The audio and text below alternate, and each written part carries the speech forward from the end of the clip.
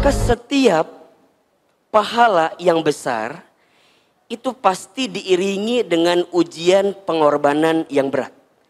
Inna idhomal jazai ma'a idhomil balai. Sesungguhnya besarnya pahala itu tergantung beratnya ujian.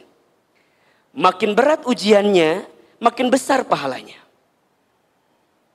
Kemudian kata Nabi SAW, Innallaha idza ahabba qauman ibtalahum.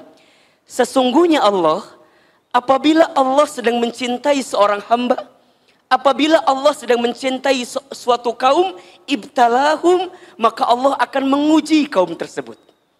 Allah akan menguji hamba tersebut. Kenapa? Karena Allah mencintai hamba tersebut.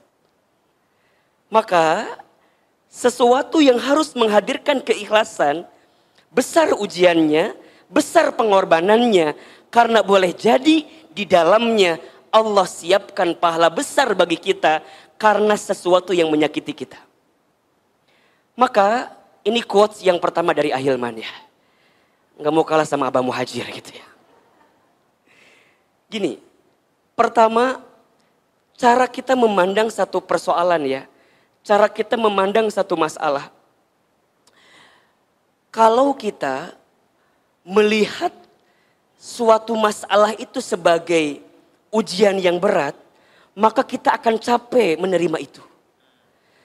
Tapi kalau kita melihat masalah itu atau ujian itu sebagai bentuk pesan cinta Allah kepada kita, maka kita akan ringan menerimanya.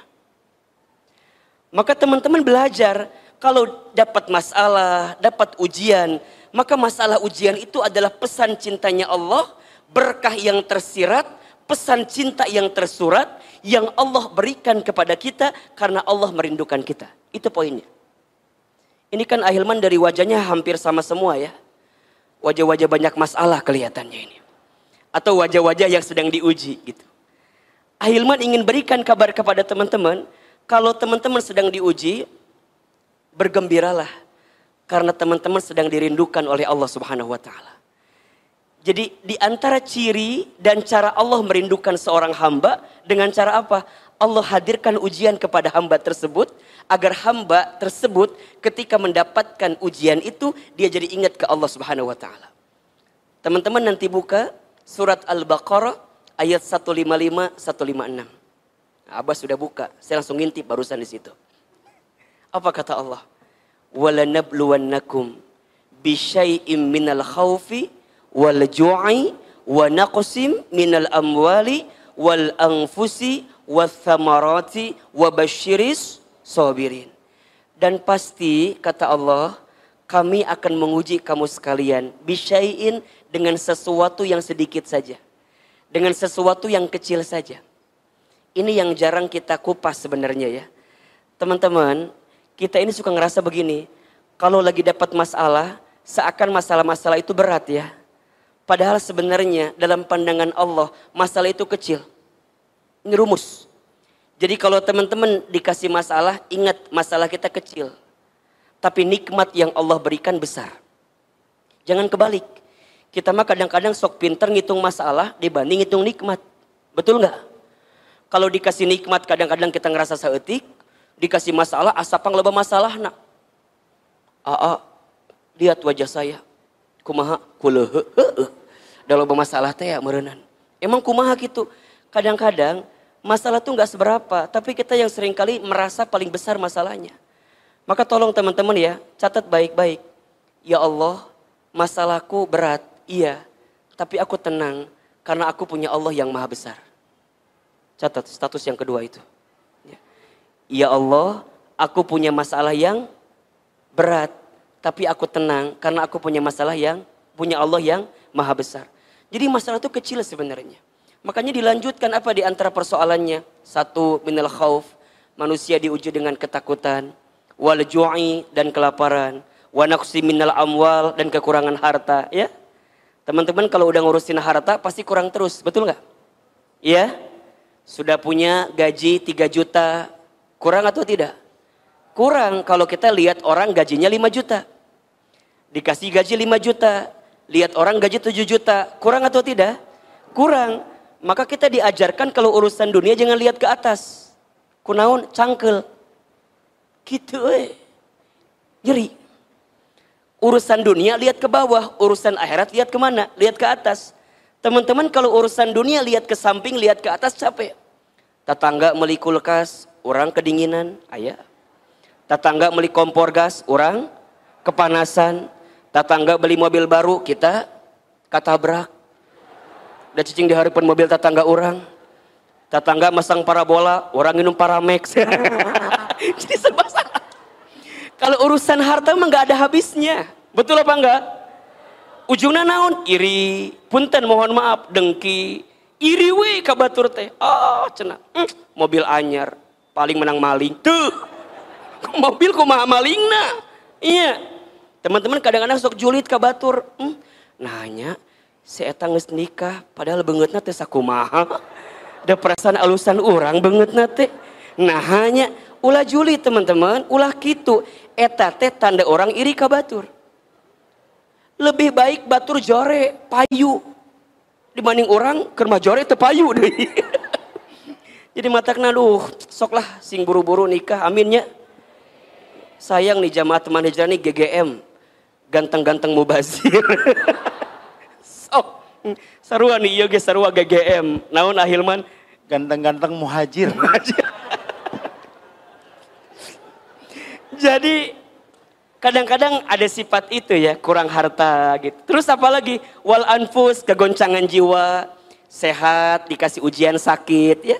Dan kadang-kadang ujian jiwa itu juga datang dari orang-orang terdekat kita.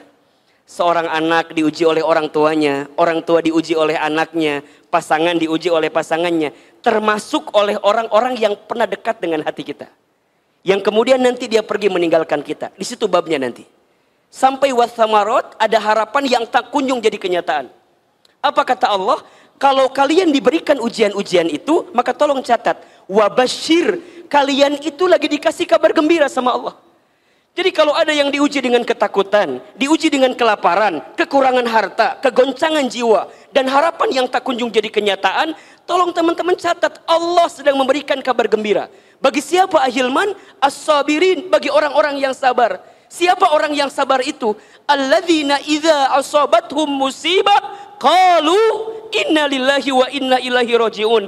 Orang yang sabar itu, yang ketika ditimpa musibah, dia hanya mengatakan, semua datang dari Allah dan akan kembali kepada Allah. Semua milik Allah dan akan kembali kepada Allah. Itulah ikhlas. Jadi ikhlas itu apa Ahilman? Ikhlas itu saat kita berharap bersandar kepada Allah dalam setiap urusan kita. Maka kalau sekarang teman-teman belum ikhlas, apa jawabannya? Coba Ahilman tanya. Kalau kita belum ikhlas, berarti apa jawabannya? Kita masih berharap kepada siapa? Kepada manusia. Berarti kita masih belum berharap kepada Allah seutuhnya. Kita masih berharap kepada manusia. Teman-teman, ada orang yang pernah dekat dengan diri kita. Pernah ada di hati kita. Kemudian dia pergi meninggalkan kita. Sakit atau tidak? Di mana sakitnya? Di dia. Sakit Ahilman. Kita berharap banyak, berharap besar sama dia. Tapi kemudian dia nggak sesuai ekspektasi kita. Bukan salah dia yang pergi meninggalkan kita. Salahnya kita terlalu berharap kepada dia. Catat. Status hari Rabu itu. Jangan menyalahkan orang yang pergi meninggalkan kita. Jangan. Tapi salahkan kita yang terlalu berharap kepada orang itu. Sehingga ketika dia pergi meninggalkan kita. Jadi sakit hati kita. Karena terlalu berharap kepada manusia yang tak pantas jadikan harapan. Seringkali Ahilman sampaikan, berharap kepada manusia itu adalah patah hati yang disengaja. Makin berharap, makin siap patah hati dalam hidup ini. Maka belajarlah untuk mengikhlaskan, kembalikan ke Allah. Ingat ya, ikhlas itu bukan tidak berharap, ikhlas itu berharap, tapi berharapnya kepada siapa? Kepada Allah. Maka apa nanti cirinya orang yang ikhlas? Dia yakin semua yang terjadi atas skenario Allah. Dan kalaupun Allah mengizinkan orang itu pergi dari hati kita, Karena Allah tahu orang itu bukan yang terbaik untuk kita. Allah tahu kamu itu bisa menemukan yang lebih baik daripada dia yang pergi meninggalkanmu. Pertanyaannya, saha Ahilman? Teuing. Ahilman gitu apa? Cuman yang jelas ikhlas ini adanya di sini nih. Belajar tadi kata Abah yang pertama apa? Ridho. Menerima. Tarimakan. Memang sudah terjadi. Teman-teman gak boleh ya bilang begini. Coba dulu ya. Seandainya dulu begini ya. Coba kalau aku gak kenal sama dia ya. Coba. Nggak boleh. Sesuatu yang sudah terjadi. Tidak boleh kita mengatakan. Hakada seandainya hakada. La. Teman-teman katakan.